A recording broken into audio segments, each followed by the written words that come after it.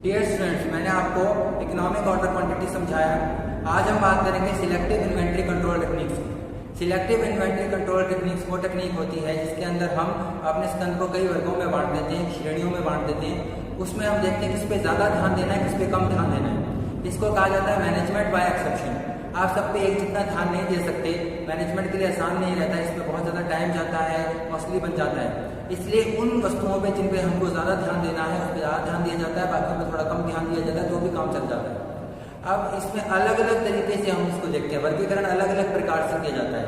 इसके अंदर कई तरह की पद्धति है। सबसे पहले पद्धति है ऑलवेज बेटर कंट्रोल, यानी कि ABC analysis. Always better control, इसके अंदर हम चीज़ों को कीमत के हिसाब से, वैल्यू के हिसाब से बांटते हैं। देखिए, कोई भी आप मैन्युफैक्चरिंग करते हैं या कोई भी चीज़ बनाते हैं, बेचते हैं, उसके अंदर कुछ ऐसा आइटम रहता है आपके स्टॉक में जो बहुत महंगा होता है लेकिन उसकी मात्रा कम होती है। कुछ ऐसा होता है जिसकी मात्रा तो बहुत ज़्यादा होती है लेकिन टोटल जो आपका एक्सपेंडिचर है, टोटल वैल्यू है आपके स्टॉक की, उसमें बहुत कम हिस्सा उसका रहता है। अब जैसे कि मान लीजिए फ्रिज है, तो फ्रिज के अंदर कंप्रेसर बहुत महंगा रहता है लेकिन बाकी बहुत सारी तारें, स्पेयर पार्ट्स, उसके कंपार्टमेंट्स, बहुत सारी चीज़ें रहती है, प्लास्टिक बॉडी है, तो वो ज़्यादा महंगी नहीं होती, कंप्रेसर महंगा होता है। इसी प्रकार कोई भी चीज़ है, कंप्यूटर है, हर चीज़ में कुछ ना कुछ ऐसे पार्ट्स रहते हैं ज़्यादा महंगे होते हैं, कुछ पार्ट्स होते हैं बहुत सस्ते होते हैं, इजीली अवेलेबल हो जाते हैं। अब यहाँ पे हम उन पार्ट्स पर ज़्यादा ध्यान देते हैं जो महंगे ज़्यादा है, इसलिए 3 हिस्सों में बांट लिया जाता है, ABC, A category, B category और फिर आगे C कैटेगरी। इसमें हम वैल्यू रखते हैं, एक टर्म में, एक में क्वांटिटी रखते हैं। अब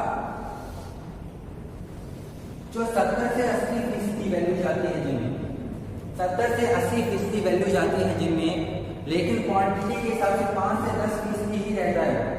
क्वांटिटी के हिसाब से 5 यानी कि 5 से 10% ही है क्वांटिटी उसकी, लेकिन अमाउंट उसको एक्सपेंसिव है 70 से 80% है। इसको ज्यादा ध्यान रखना पड़ेगा क्योंकि ज्यादातर पैसा हमारा इसी में फंसा हुआ है। इसमें स्ट्रिक्ट कंट्रोल की आवश्यकता है, स्ट्रिक्ट कंट्रोल की, बहुत सख्ती से इसको मैनेज करना है ये वाले को, क्योंकि इसमें देखिए ज्यादा पैसा आपका फंसा हुआ है। और उसके बाद आता है 20 से 25% पैसा वाला, लेकिन अमाउंट भी उसमें 20 से 30% है। तो क्वांटिटी जो है 20 से 30% है, अमाउंट 20 से 25%, मॉडरेट है, यानी दोनों चीजों के बीच का है, बैलेंस है इसके अंदर। कुछ क्वांटिटी भी का हिस्सा भी ले रहा है ये, और कुछ अमाउंट का यानी कि टोटल एक्सपेंडिचर का भी हिस्सा ले रहा है, टोटल वैल्यू का हिस्सा ले रहा है। तो इस पे क्या है, मॉडरेट कंट्रोल रखते हैं। उसके बाद आता है 5 से 10% ही वैल्यू है, बहुत सस्ता, मतलब बहुत कम वैल्यू वाला हिस्सा है ये, लेकिन क्वांटिटी में 60 से 70% है। तो इस प्रकार के हिस्सों में इसको बांट दिया जाता है श्रेणियों को। A श्रेणी है, B श्रेणी है, C श्रेणी है। इसमें वैल्यू के हिसाब से A श्रेणी सबसे ऊपर रखी जाती है। इस पे मैनेजमेंट बहुत सख्ती से ध्यान रखता है, स्ट्रिक्ट कंट्रोल रहता है, इस पे नजर रखता है, क्योंकि इसमें क्या है, ज्यादा पैसा फंसा हुआ है आपका, 70 से 80% है, इसको स्ट्रिक्ट कंट्रोल रखना है। हालांकि इसमें क्वांटिटी बहुत ज्यादा नहीं, इसमें क्वांटिटी ज्यादा नहीं, ज्यादा है लेकिन अमाउंट ज्यादा नहीं है।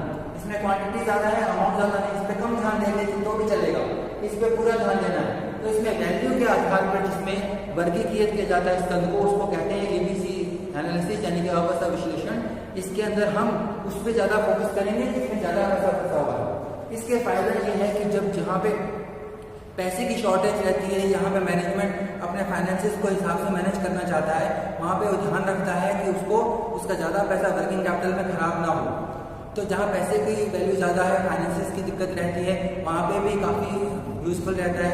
जहाँ पे कुछ ऐसा आइटम रहता है जो कॉस्टली आइटम्स रहते हैं, वहाँ पे भी ये ज़्यादा इजी रहता है। तो ABC एनालिसिस काफ़ी हेल्प करता है मैनेजमेंट को स्ट्रिक्ट कंट्रोल पे, एक्सपेंडिचर ज़्यादा ना हो, नुकसान ज़्यादा ना हो। नुकसान को नियंत्रित करने में ABC एनालिसिस काफ़ी हेल्पफुल रहता है। ये तो था ABC एनालिसिस वैल्यू के आधार पर, कीमत के आधार पर वर्गीकरण। अब हम करते हैं ज़रूरत के आधार पर, कितनी हमको किसी चीज़ की ज़रूरत है। जो ऑटोमोबाइल इंडस्ट्री है, खास करके जहाँ पे स्पेयर पार्ट का ज़्यादा यूज होता है, या ऐसी इंडस्ट्रीज में मैन्युफैक्चरिंग लगातार चलती रहनी चाहिए, रुकनी नहीं चाहिए, वहाँ पे ये एनालिसिस ज़्यादा काम आती है। जहाँ पे काम रुकना बहुत बड़ी समस्या खड़ी कर सकता है, वहाँ पे वाइट एनालिसिस यानी कि वाइटल, एसेंशियल, डिजायरेबल ज़्यादा काम आती है। इसके अंदर हम सबसे पहला होता है V, यानी कि वाइटल, बहुत जरूरी, बिल्कुल जरूरी, इसके बिना काम चल ही नहीं सकता, यानी कि V वाइटल, जिसके बिना प्रोडक्शन चल नहीं सकता, हमारा काम चल नहीं सकता, वो होने ही होने चाहिए, उन पे सबसे ज्यादा ध्यान रखा जाता है। उसके बाद आते हैं एसेंशियल, जो जरूरी हैं, उनके बिना भी काम नहीं चलता, लेकिन इनके बिना तो बिल्कुल भी नहीं चलता, एक पर भी नहीं चलता। तो ये पहले रखे जाते हैं। उसके बाद होता है एसेंशियल, यानी कि नेक्स्ट लेवल पे जिनकी ज़्यादा ज़रूरत पड़ती है। और फिर होता है डिजायरेबल, इनके बिना काम एक बार नहीं रुकता, ये चाहिए लेकिन इनके बिना काम नहीं रुकता, काम चल सकता है और बाद में हम इनको एडजस्ट कर सकते हैं। मान लेते हैं एक इंपॉर्टेंट कंपोनेंट है, यानी कि बहुत महंगा कंपोनेंट है, बहुत महंगा है वैल्यू के हिसाब से, जैसे कि एबीसी एनालिसिस में देखा था। लेकिन जब हमको प्रोडक्ट बना रहे हैं तो पहले हमको बाकी चीज़ें चाहिए, उसकी बॉडी वगैरह चाहिए, उसके अंदर के स्पेयर पार्ट्स चाहिए, और वो जो महंगा कंपोनेंट है, जो मेन उसका कंपोनेंट है, जो महंगा है, लेकिन एक बार हम असेंबल कर सकते हैं, बाद में वो कंपोनेंट जोड़ सकते हैं। तो कई बार कुछ कंपोनेंट महंगे तो हो सकते हैं, लेकिन उनके बिना प्रोडक्शन प्रोसेस एक बार से नहीं रुकता, एकदम से नहीं रुकता, बाद में उनको ला के उसको प्रोडक्ट को पूरा किया जा सकता है। लेकिन कुछ होते हैं जिनके बिना स्टार्ट ही नहीं हो सकता, वो यूनिट बनानी है तो पहले स्टार्टिंग में उनकी चीज या मोल्ड हो गया, या उसकी जो एसेंशियल बॉडी होगी, उसका बेस हो गया। तो इस प्रकार से जो वाइटल है वो पहले आएंगे, पहले वाइटल लेंगे, ये होने चाहिए, ज़्यादा सख्ती से नजर रखी जाती है ताकि प्रोडक्शन प्रोसेस ना रुके, उत्पादन प्रक्रिया ना रुके। फिर एसेंशियल आता है और उसके बाद डिजायरेबल आता है। डिजायरेबल है कि होने तो चाहिए, डिजायरेबल है, लेकिन एकदम से अगर नहीं भी है तो भी काम नहीं रुकेगा हमारा, तो वो बाद में हैंडल कर लेंगे, मिस हो गए तो भी हम बाद में मंगा लेंगे, लेकिन इसके बिना हमारा काम नहीं चलेगा, ये हमें शौक नहीं। ये है वेट एनालिसिस। यहाँ पे जरूरत के हिसाब से हम वर्गीकृत करते हैं स्टॉक को। एबीसी में करते हैं वैल्यू के हिसाब से, उसकी कीमत या उसके जितना खर्चा गया उसके हिसाब से, पैसा कितना फंसा है। यहाँ पे हम देखते हैं जरूरत के हिसाब से, इसीलिए इसको कहा जाता है VED analysis, vital, essential, desirable. अब उसके बाद आता है एसडीई एनालिसिस। एसडीई एनालिसिस जिसको कहा जाता है scarce, difficult, easy, scarce, difficult, easy analysis, SDE analysis. अब मैंने आपको बताया एबीसी एनालिसिस में कीमत के आधार पर हम स्कंद को बांटते हैं, वेट एनालिसिस में जरूरत के हिसाब से स्कंद को बांटते हैं। यहाँ पे हम इस बात पे स्कंद को बांटते हैं कि हमको सप्लाई कितनी जल्दी मिल जाएगी। आपको जो सामान चाहिए वो महंगा हो सकता है, सस्ता होता है, जरूरी क्या है, जरूरी भी हो सकता है, लेकिन कई बार मिलना ना मिलना भी एक फैक्टर रहता है। कुछ ऐसी चीजें रहती हैं जो कई बार मिलती नहीं है जल्दी से, कई बार उनकी सप्लाई रहती है, कई बार उनकी सप्लाई बंद हो जाती है, बिल्कुल भी नहीं मिलता। तो कुछ ऐसे प्रोडक्ट्स रहते हैं जिनकी अवेलेबिलिटी, जिनका मिलने का जो सिस्टम है वो बहुत कम हो जाता है, उसको स्कार्स मटेरियल कहते हैं, बहुत कम मिलती है। ये स्केर्स मटेरियल है, ये मिलते नहीं है।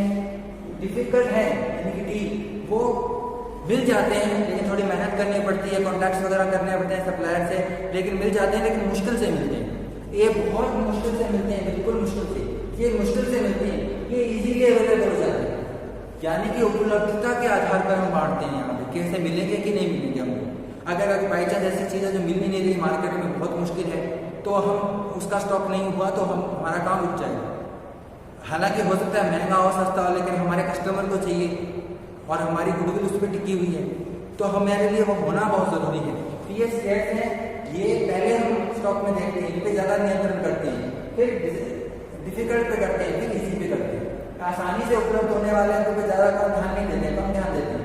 जो थोड़े मुश्किल से मिलते हैं उनके भी कम ध्यान देते हैं, लेकिन जो मिलते नहीं है, बहुत मुश्किल से मिलते हैं, जिनके सोर्सेज बहुत कम रहते हैं, उन पर पूरा ध्यान रखते हैं। तो इसमें एसडीई यानी कि उपलब्धता के आधार पर बांटते हैं। मैंने आपको करवा दिया वैल्यू के आधार पे एबीसी एनालिसिस, जिसमें हम कीमत के आधार पर या खर्चे के आधार पर, वैल्यू के आधार पर वर्गीकरण करते हैं। उसके बाद था वेट एनालिसिस यानी कि जरूरत के आधार पर हम वर्गीकरण करते हैं। फिर था एसडीई यानी कि उपलब्धता के आधार पर हम वर्गीकृत करते हैं।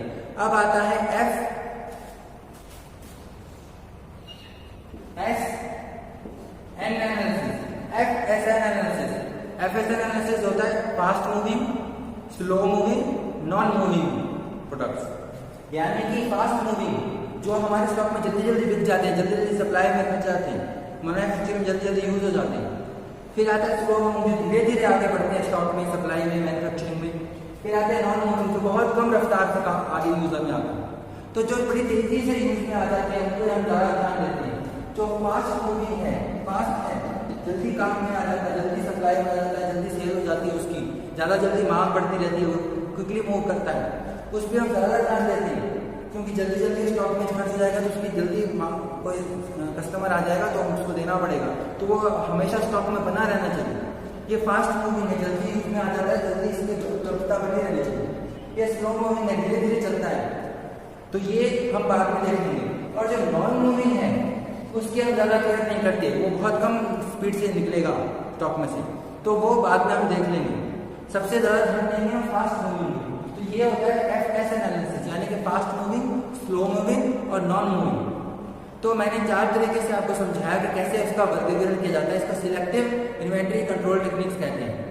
हम सारा ध्यान अपने स्टॉक पे नहीं दे सकते। जो बिजनेस में मैनेजर्स हैं, जो इसका ध्यान रखते हैं, जो स्टॉक प्रबंधक रहते हैं, वो सारा ध्यान सारे स्टॉक पे नहीं दे सकते। बड़ी बड़ी कंपनियां हैं, उनपे बहुत सारा स्टॉक रहता है, बहुत सारी चीज़ें बेचते हैं, अलग अलग तरह के प्रोडक्ट्स बनाते हैं, तो सारा ध्यान नहीं दे सकते। तो वो वर्गीकृत कर लेते हैं, उसमें कुछ वैल्यू के आधार पे करते हैं, तो ABC एनालिसिस यूज करते हैं। कुछ ज़रूरत के हिसाब से करते हैं, जैसे कि ऑटोमोबाइल इंडस्ट्री है तो वहाँ पे वो वैट एनालिसिस करते हैं, वाइटल, एसेंशियल, डिजायरेबल।